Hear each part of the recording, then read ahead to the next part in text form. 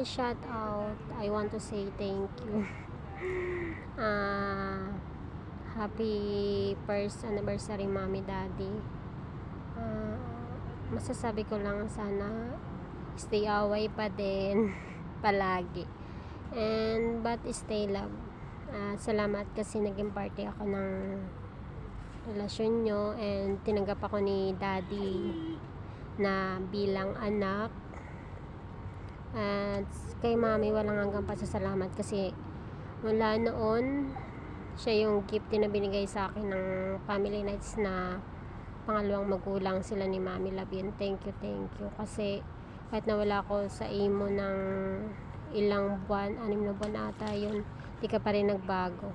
I love you, Mami and Daddy.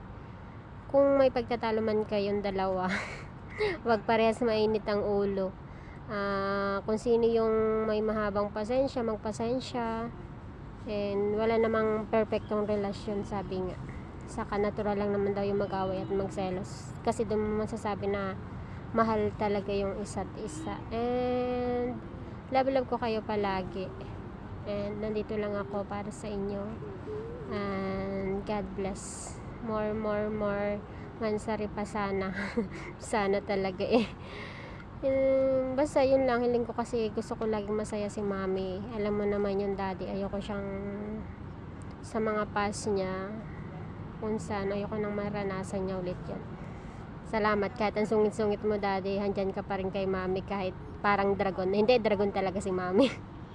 Thank you, Daddy. Love and yan lang. Love you all.